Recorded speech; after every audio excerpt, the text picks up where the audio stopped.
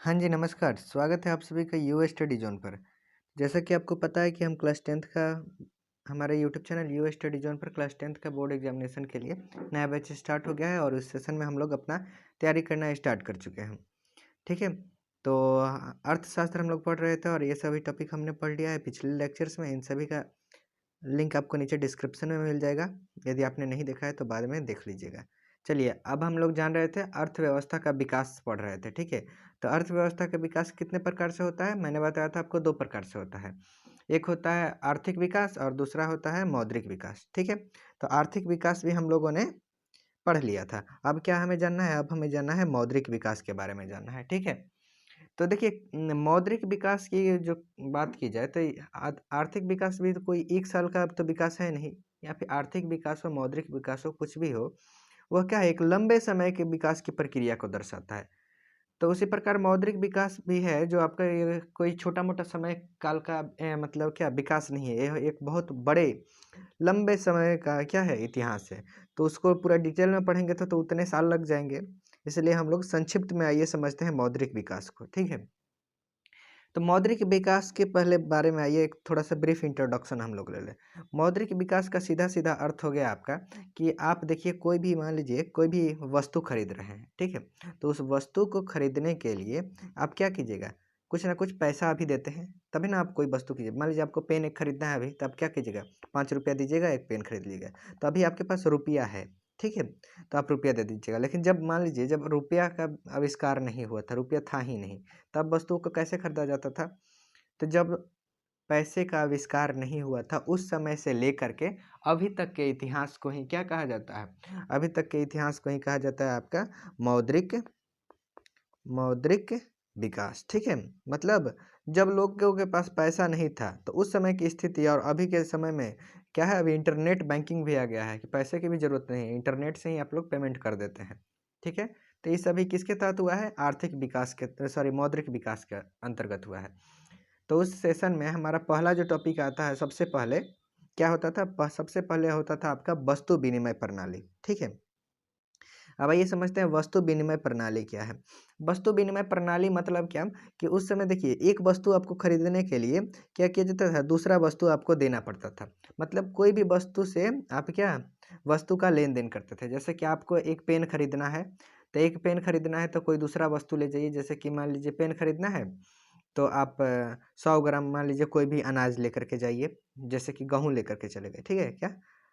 100 ग्राम गेहूँ लेकर के चले जाएँगे तो आपको 1 पेन मिल जाता था, क्योंकि आपके पास उस समय पैसे हुआ नहीं करते थे, आविष्कार ही नहीं हुआ था तो लेकर के कहाँ से जाओगे पैसे को, ठीक है?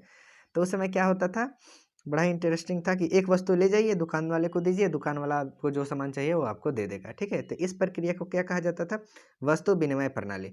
मतलब वस्तु से वस्तु का लेन-देन करना क्या कहलाता है? वस्तु विनिमय प्रणाली। अब इसमें कुछ प्रॉब्लम आने लगी, क्योंकि मान लीजिए छोटे-छोटे चीज़ों को खरीदना है तो ठीक है 1 किलो 2 किलो अनाज लेकर के जाओगे आप, गेहूँ चावल लेकर जाओगे या खरीद लोगे। लेकिन बड़े चीज़ अधिक दाम वाले वस्तु यदि खरीदना है और कहीं दूर से खरीदना है, तो बहुत ज़्यादा क्या गेहूँ, चावल ये सब ढो करके ले जाना पड़ता था। लाद करके बैलगाड़ी पर लाद करके ले जाइए, उतना दूर उसके बाद सामान खरीदिए लाइए। इसमें दिक्कत होने लगा। तो क्या किया गया, इसको किया गया अथी खत्म किया गया और उसके बाद स्टार्ट किया गया मौद्रिक प्रणाली। क्या स्टार्ट हुआ? मौद्रिक प्रणाली।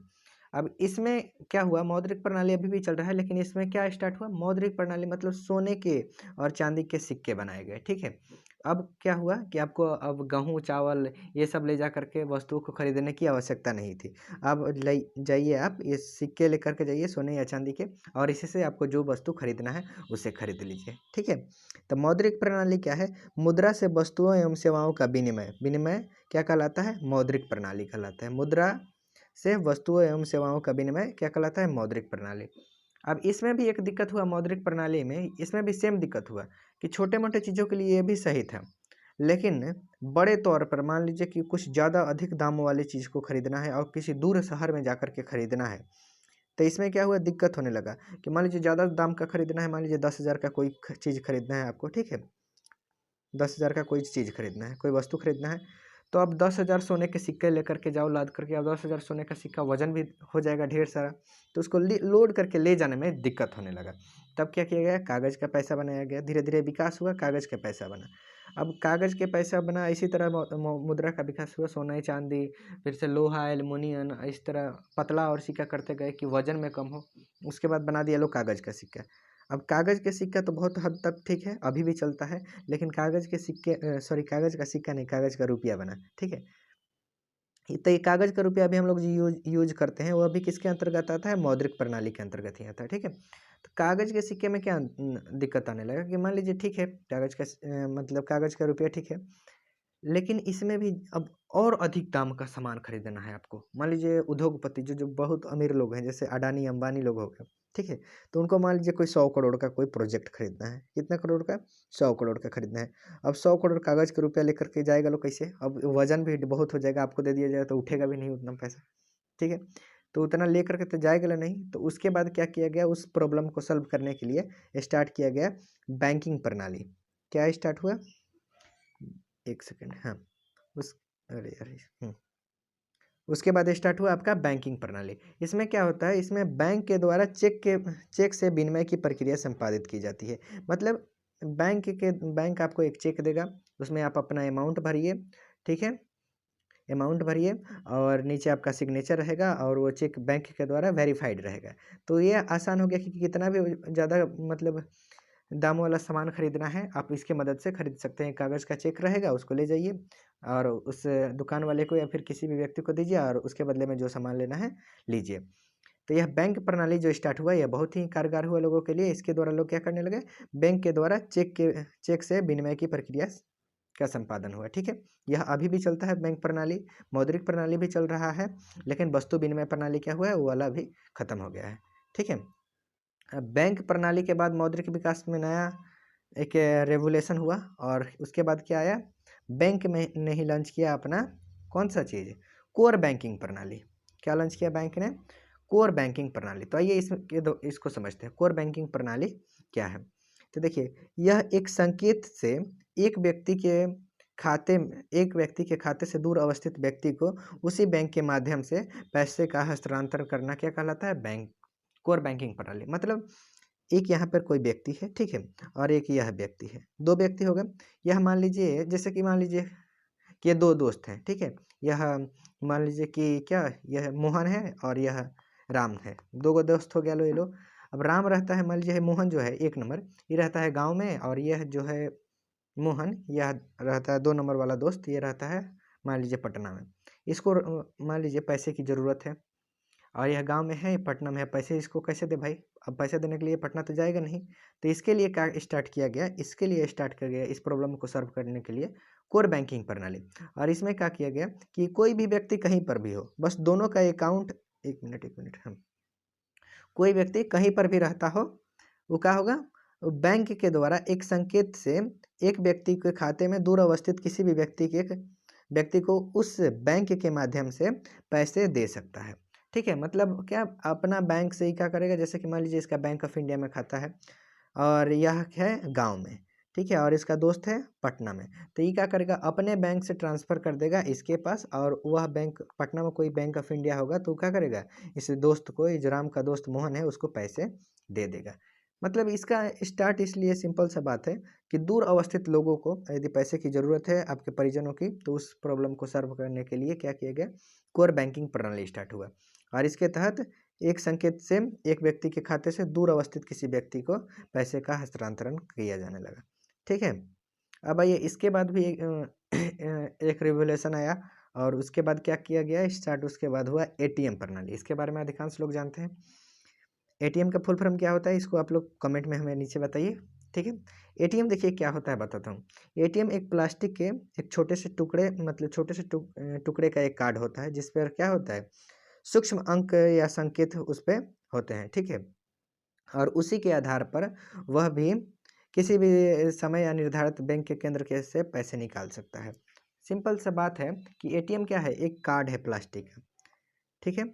और उस कार्ड में उस एटीएम का नंबर रहता है 16 अंकों का, ठीक है। और उसके द्वारा क्या होता है, कोई भी व्यक्ति बैंक का जो भी एटीएम है कहीं पर लगा हुआ है, तो उस कार्ड के मदद से उस एटीएम से अपना पैसे ले सकता है, ठीक है।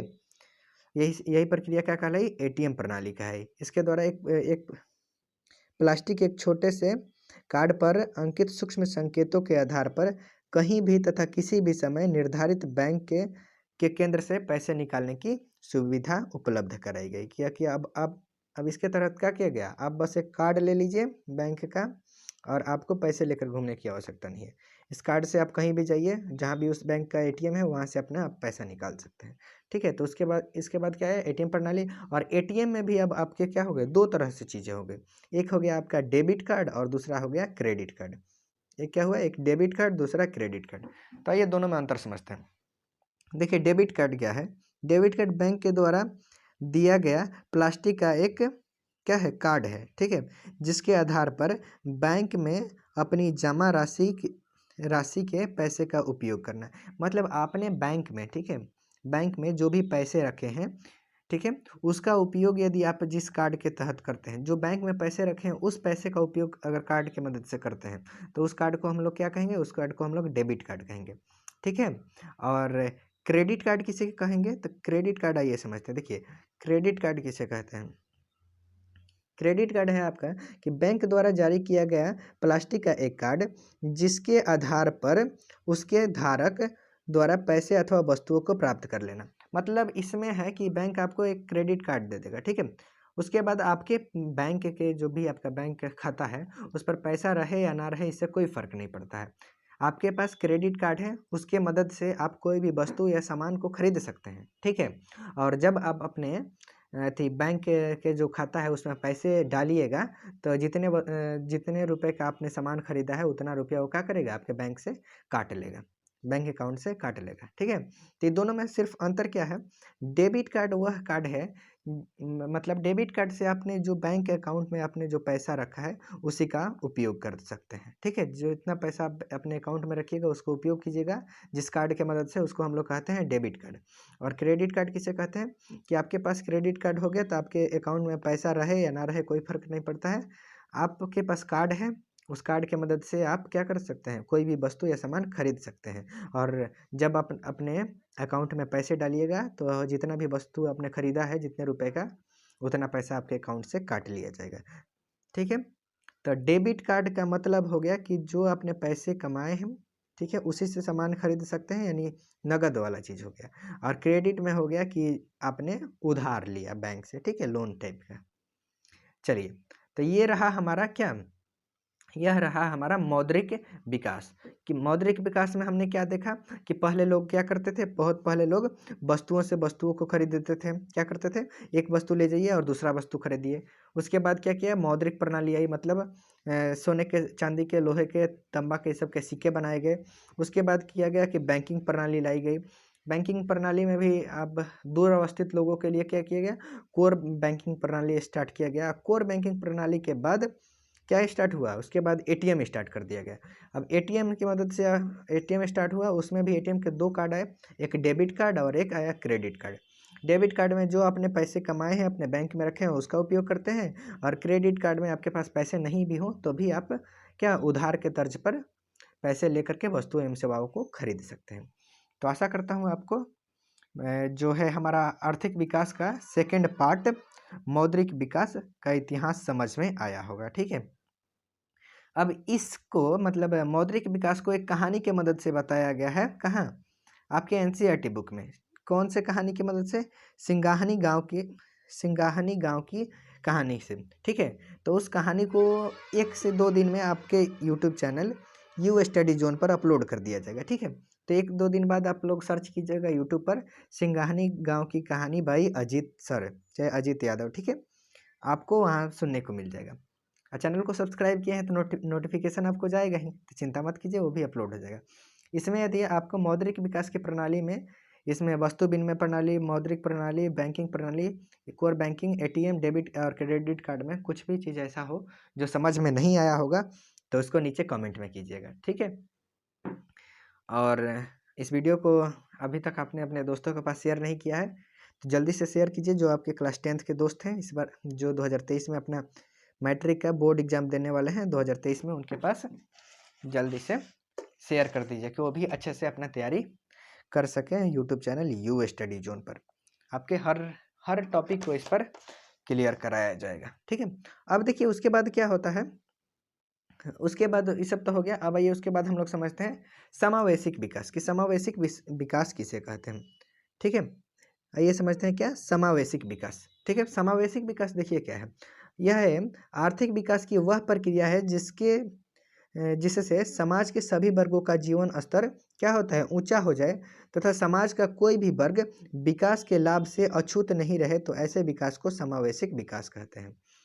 मतलब देखिए अभी क्या होता है कि कोई विकास की प्रणाली आई, ठीक है, तो समाज के कुछ वर्ग कुछ जो अधिक पढ़े लिखे लोग हैं जिनका सोर्स अधिक है, तो उन लोगों को उस चीज़ का मतलब चीज़ का लाभ तो मिल जाता है। लेकिन जो लोग पढ़े लिखे नहीं है, जिनका कोई सोर्स पर भी नहीं है, उनको क्या होता है, उस चीज़ का लाभ नहीं मिलता है। ठीक है, तो यह एक हमारे समाज का क्या है, बहुत बड़ा अभी क्या है, कमी है।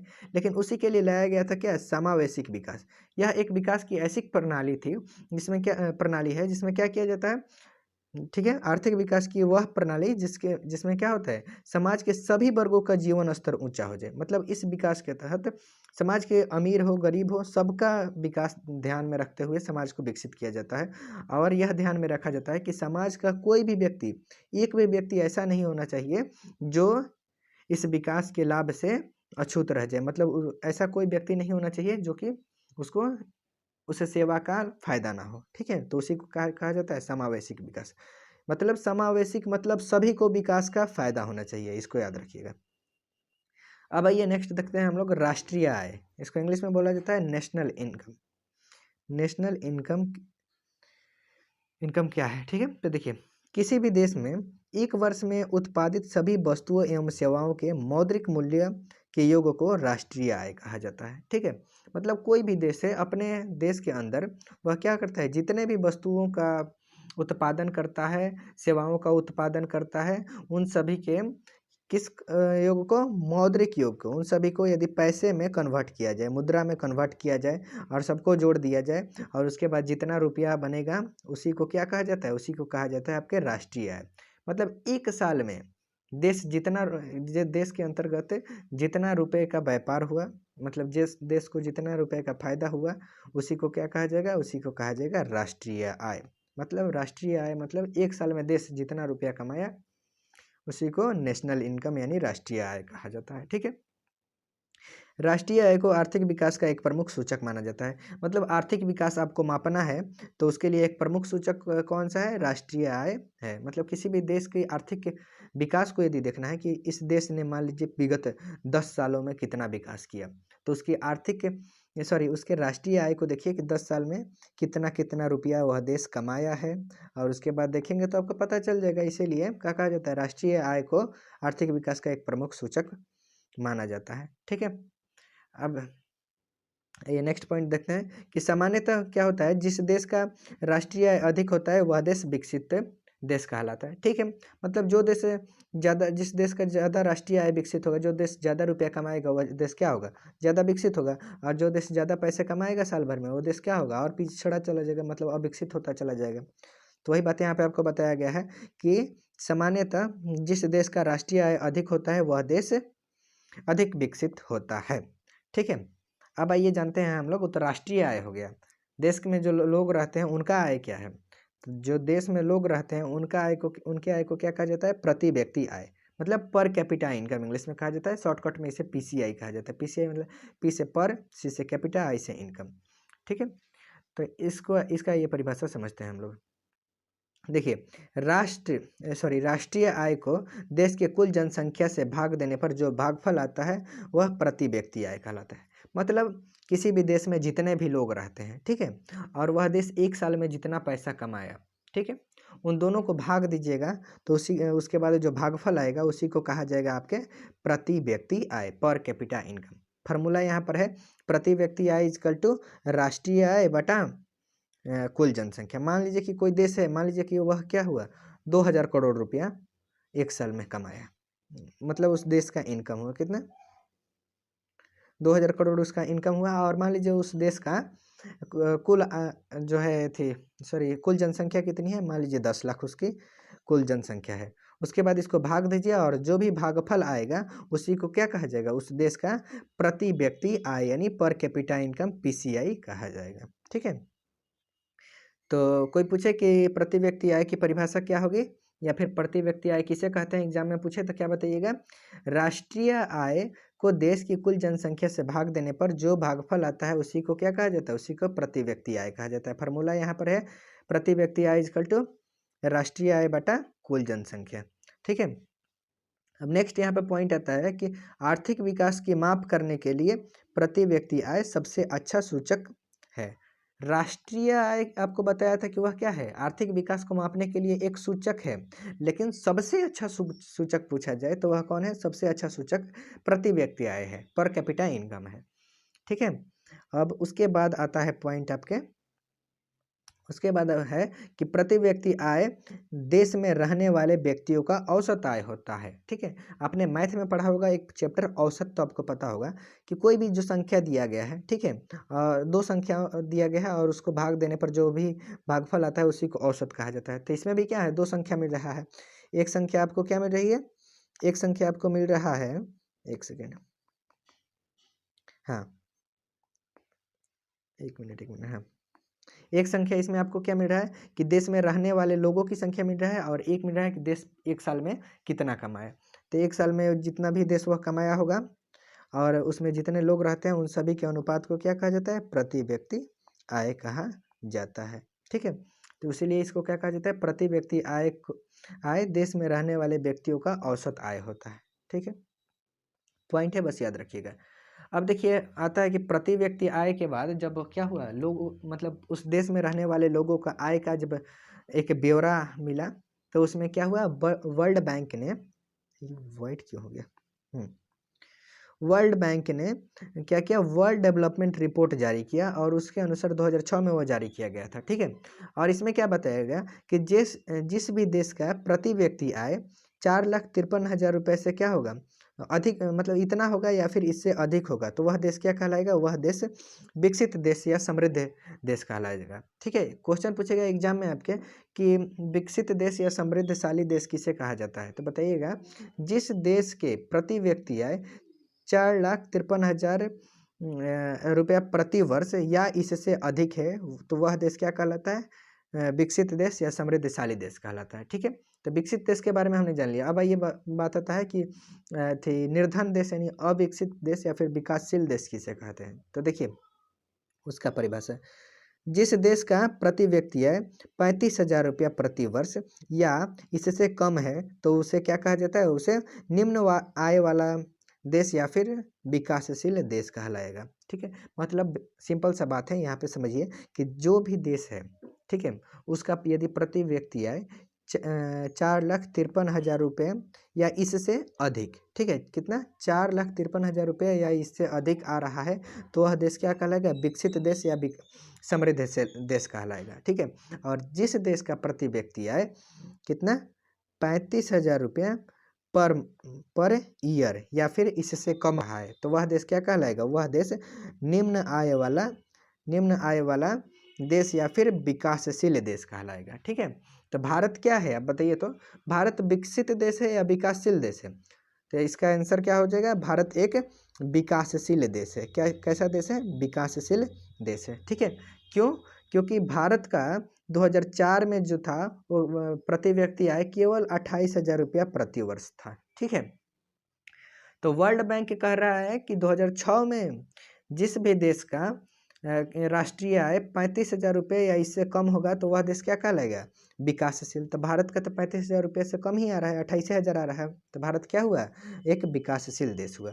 अब भारत का आ रहा है कितना, 28,000 रुपया प्रति वर्ष आ रहा है, लेकिन उसमें भी है हम लोग कौन, बिहार में। तो बिहार में क्या हुआ, 2004 में प्रति व्यक्ति आय केवल 5,700 रुपये प्रति वर्ष था। अब समझिए बिहार हमारा कितना पिछड़ा राज्य है, जिसका प्रति व्यक्ति आय केवल कितना है, 5,700 रुपया प्रति व्यक्ति आय। मतलब एक अनुपात देखा जाए तो बिहार का एक व्यक्ति पूरे साल भर में कितना, 5,700 रुपये कमाता है। अब यह एक क्या है, एक औसत मान बताया गया है, इसको आप मन मान लीजिएगा कि हर व्यक्ति 5,000 रुपये कमाता है। ठीक है, मतलब बिहार की जो पूरी जनसंख्या है, ठीक है, समझते हैं इसको थोड़ा सा यहाँ पॉइंट पे, बिहार की जो पूरी जनसंख्या है, क्या पूरी जनसंख्या है, उसका मतलब मान लीजिए कि 10 करोड़ बिहार की जनसंख्या है। ठीक है, एक मिनट, 10 करोड़ बिहार की जनसंख्या है, ठीक है। और बिहार के जो 10 करोड़ लोग एक साल में जितना रुपए कमाते हैं, मान लीजिए 10 रुपया कमाते हैं, ठीक है। तो उस रुपया को और 10 करोड़ से भाग देने पर क्या आता है, 2004 के अनुसार आया था आपके, 2004 के अनुसार क्या आया था, 2004 के अनुसार थे बिहार का प्रति व्यक्ति आया, आपका आया था 5,700 रुपये के आसपास आया था। हाँ, कितना आया था, 1 मिनट, हाँ, 5,700 रुपया प्रति व्यक्ति आया था प्रति वर्ष बिहार की है। तो बिहार क्या है, इसलिए बिहार एक, देखिए 35,000 से कम आ रहा है, इसका मतलब पिछड़ा है।